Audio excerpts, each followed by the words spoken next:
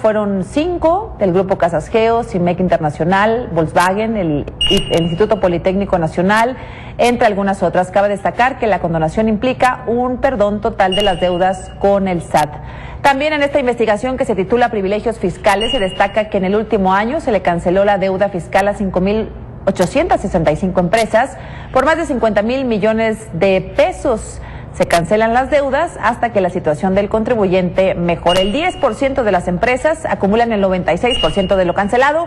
Son muchos números, pero para que nos explique mejor, hemos invitado aquí al estudio al investigador de esta organización, a Iván Benumea, investigador de Fundar, quienes presentaron ayer esta documentación y este informe. ¿Cómo estás, Iván? Bienvenido. Hola, buenas noches. Muchas gracias, Azulina. ¿Nos hablabas de cuántos miles de millones de pesos? Son muchas cifras, descubrimos muchas cifras, y lo importante de esto es que accedimos a estas cifras gracias a una lucha de muchos años por lograr transparentar cuánto se deja de cobrar por parte del SAT y cuánto el Estado condona año con año con base en distintas normas tributarias y programas de condonación. En fin, es una lucha que iniciamos desde hace por lo menos 6 años, que ha venido poco a poco venciendo lo que el secreto fiscal significa, claro, para poder acceder a información que para nosotros es muy importante. Y bueno, tras lograr contar con bases de datos, gracias a la entrada de la Ley General de Transparencia, hicimos un corte de caja y dijimos vamos a ver qué está pasando.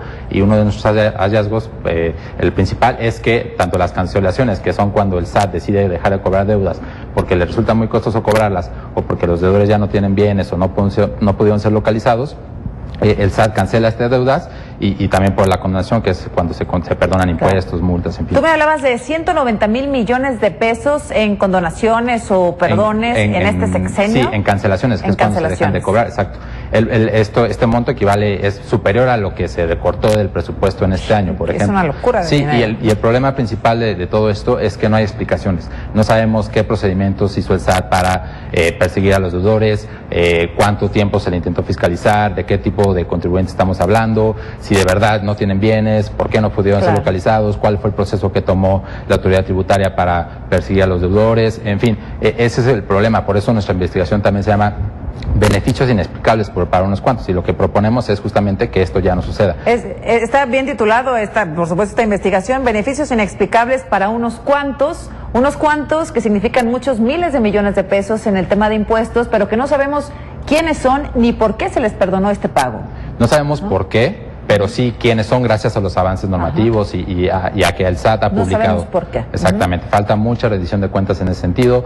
Necesitan explicarnos a detalle por qué una deuda de 2,000 millones de pesos no pudo ser cobrada, otra deuda de 1,000 millones a alguna empresa maquiladora. En fin, hay muchos tipos de empresas que ya son identificadas, pero no sabemos qué se está haciendo bien o mal para intentar perseguir y avanzar en ese sentido. En un contexto tan complicado que vivimos, recortes presupuestarios, desaceleración de la economía, caída de los precios del petróleo, incremento del endeudamiento público, creemos que necesitamos tener certeza que por la vía tributaria las autoridades no estén dejando ir recursos y se están intentando fiscalizar de la manera en que se debería de fiscalizar. Ahora, veíamos los nombres de algunas de las empresas que fueron más beneficiadas con esta condonación o estas cancelaciones.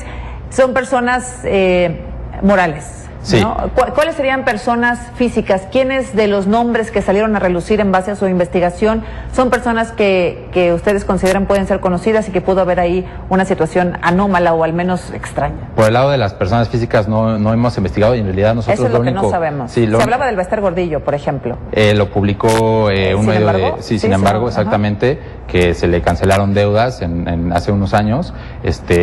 Salió también Casas Geo, que eso también está públicamente, por un momento de casi, si bien recuerdo, 4,000 millones de pesos. Y justamente lo que no hay son explicaciones, ¿no? Porque se debería detallar qué procedimientos hicieron, si los contribuyentes no pagaron a tiempo sus impuestos, que son montos muy altos, y al final accedieron a un perdón.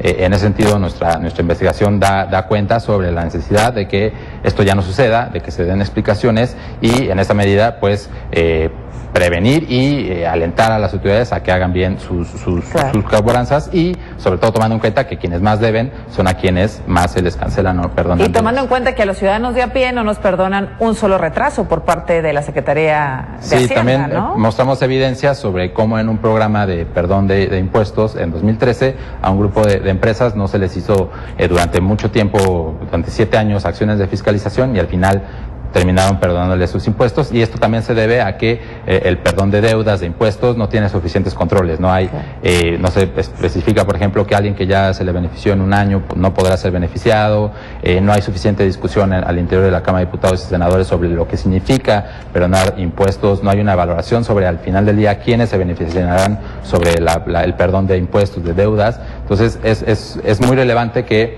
poco a poco podamos mejorar esta vigilancia de la ciudadanía y pues que estas figuras, estos mecanismos tributarios que terminan beneficiando a unos cuantos, pues no sean irregulares, no sean ilegales, claro, acaso, en fin, hay que tener control sobre eso. Entre más información, menos especulación y menos sospecha. Se levanta en un país en donde pues, nos han engañado tantas veces y han ayudado y privilegiado siempre a los mismos, que ya nos parece sospechoso que no podamos saber algo como esto. Ustedes hicieron ya la petición formal para saber no solo quiénes en su totalidad, personas físicas y morales, sino por qué.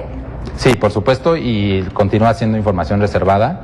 Cualquier persona ahorita podría solicitar vía acceso a la información qué pasó con esas personas y se les reservaría la información. Entonces, y también hay un problema muy grave que no hay suficientes explicaciones porque el SAT no se niega a cumplir resoluciones del INAI en este tema, entonces hay un tema también grave. ¿De quién depende que cambie esta regulación, Iván? Pues desde la Cámara de Diputados, desde el Legislativo, por supuesto, también el presidente puede emitir decretos de perdón de impuestos, esto también pasa a nivel estatal. Pero para que se transparente la información, ¿dónde se tiene que cambiar la ley? Desde la ley que diga se debe transparentar para que no haya más excusas, y el SAT también debe de cumplir con las resoluciones del INAI porque por ley está obligado a hacerlo, y así podríamos saber los motivos, lo que pasó años antes, un panorama más amplio de todo lo que ha sucedido. ¿Ustedes presentarán alguna iniciativa ciudadana en el Congreso de la Unión? Estamos trabajando con ellos y, bueno, ahorita no te puedo decir cuándo, pero estamos trabajando en una agenda en ese sentido, porque nos preocupa que en el próximo sexenio, que es cuando se han dado estos programas masivos de condonación,